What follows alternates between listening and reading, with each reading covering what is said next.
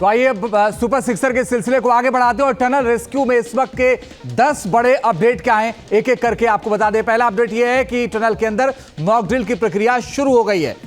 बिल्कुल, एक के बाद एक बड़े अपडेट्स इस पूरे मामले में न्यूज नेशन सबसे पहले आप तक पहुंचा रहा है। दूसरा बड़ा अपडेट, स्ट्रेचर के जरिए मजदूरों को खींचा जाएगा, यानी कि धीरे धीरे उन्हें बाहर निकाला जाएगा। तीसरा अपडेट यह है कि सुरक्षा को लेकर लगातार मॉक ड्रिल किया जा रहा है और इस मॉक ड्रिल के जरिए ही देखा जा रहा है, परखा जा रहा है। चौथा बड़ा अपडेट, टनल में डाली गई पाइप की सफाई, इसको लेकर भी तैयारी पहले से कर ली गई थी। पांचवा अपडेट यह है कि टनल के अंदर अस्थायी अस्पताल बनाया गया ताकि किसी की तबीयत ज्यादा खराब हो तो फौरन उसको मेडिकल सुविधा दी जा सके। छठा बड़ा अपडेट, टनल के अंदर मेडिकल टीम भी मौजूद है ताकि किसी भी तरीके की इमरजेंसी हो तो टीम वहां पर उनकी मदद के लिए पहले से मौजूद। सातवां अपडेट यह है कि टनल के अंदर मेडिकल इक्विपमेंट रखे गए हैं ताकि किसी भी इमरजेंसी में उनको फौरन सुविधा मुहैया कराई जा सके। आठवां बड़ा अपडेट, टनल के अंदर एम्बुलेंस पहले से तैयार है ताकि एक एक करके जैसे मजदूर बाहर आएंगे एम्बुलेंस के जरिए उन्हें बिना वक्त गवाए बाहर लाया जा सके। और नवा अपडेट यह है कि मजदूरों के एयरलिफ्ट के लिए बाकायदा चिनूक हेलीकॉप्टर तैनात कर दिया गया ताकि उनको ऋषिकेश लाया जा सके।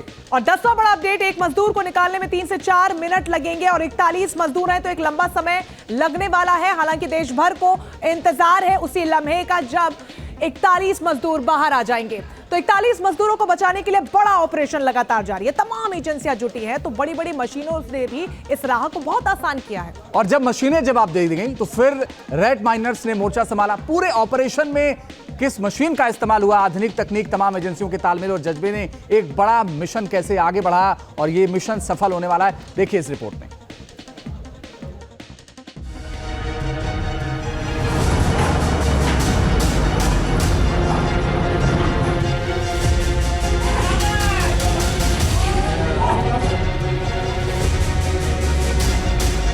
दर की सिलक्यारा की अंधेरी सुरंग और 41 मजदूरों पर आई आफत।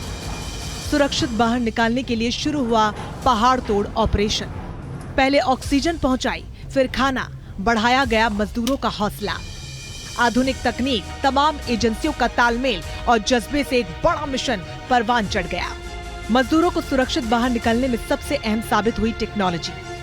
हम आपको बताते हैं कि पूरे ऑपरेशन में तकनीक की बदौलत वैज्ञानिकों ने कैसे हारी बाजी को जीत लिया। पूरे ऑपरेशन में सबसे बड़ी भूमिका रही ऑगर मशीन की। कई बाधाएं आईं, मशीन भी टूटी, लेकिन ड्रिलिंग का बड़ा काम ऑगर मशीन ने किया।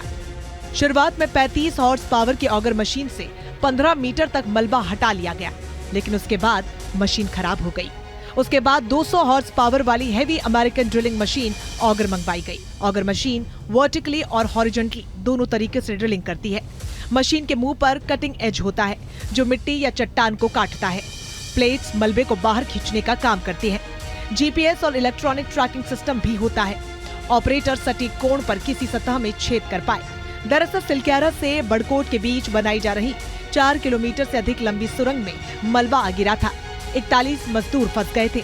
इसी मलबे को हटाने में ऑगर मशीन ने अहम भूमिका निभाई। ऑगर की एक और बड़ी खासियत है कि जब ये मशीन ड्रिल करती है तो कम शोर करती है। इससे ऊपर का मलबा दरकने की उम्मीद कम होती है। लेकिन उस वक्त बड़ा झटका लगा जब ड्रिलिंग मशीन का बर्मा टूट गया। रास्ता बंद हो गया और इसे काट कर निकाला गया प्लाज्मा कटर से। यानी फिर नई तकनीक का इस्तेमाल। प्लाज्मा कटर को हैदराबाद से मंगवाया गया। प्लाज्मा कटर से हर तरह के मेटल को काटा जा सकता है। प्लाज्मा कटर मशीन प्लाज्मा से ऑपरेट होती है। नाइट्रोजन समेत कई गैसों का इस्तेमाल किया जाता है। पूरे ऑपरेशन में मशीनों ने बड़ी कामयाबी हासिल की, लेकिन मजदूरों तक पहुंच नहीं बन सकी। इसके बाद काम आई रेड माइनिंग तकनीक। महज चंद घंटों में ही रेड माइनर्स ने कई मीटर मैनुअल ड्रिलिंग कर मजदूरों के रेस्क्यू को आसान बना दिया। रेड माइनिंग क्या होती है ये अब ग्राफिक्स के जरिए आपको समझाते हैं। एक एक्सपर्ट ड्रिलिंग करता है, दूसरा हाथों से मलबा निकालता है, एक आगे का रास्ता बनाता है, दूसरा मलबे को ट्रॉली में भरता है। बाहर खड़े एक्सपर्ट्स ट्रॉली खींचते हैं। एक बार में 6 से 7 किलो मलबा निकाला जाता है। बचाव के लिए ऑक्सीजन मास्क, आंखों की सुरक्षा के लिए विशेष चश्मा होता है।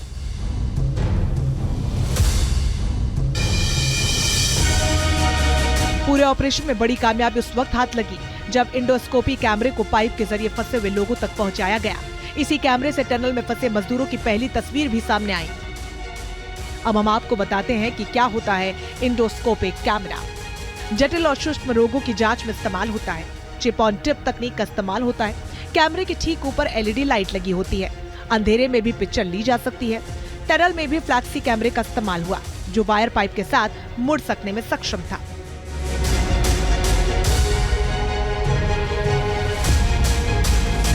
सुरंग में फंसे मजदूरों की सेहत और मेंटल हेल्थ जानना बेहद जरूरी था। इसका पता लगाने के लिए रोबोट की मदद ली गई।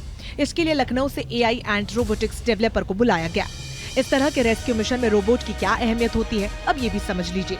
रोबोट का मुख्य काम हाई स्पीड इंटरनेट मुहैया करना, हर वक्त मजदूरों की सेहत की मॉनिटरिंग करना, ऑडियो विजुअल दोनों से मॉनिटरिंग करना, खतरनाक गैसों से बचाना और आग और धमाका न हो इसकी भी मॉनिटरिंग करना। यानी रेस्क्यू ऑपरेशन के लिए कई प्लान पर काम हुआ। हॉरिजॉन्टल और वर्टिकल ड्रिलिंग हुई, लेकिन लक्ष्य तक पहुंचे रैट माइनर्स और आखिरकार वैज्ञानिकों की सूझबूझ, नई टेक्नोलॉजी और मजदूरों के हौसले से जिंदगी की जंग जीत ली गई। Team news nation.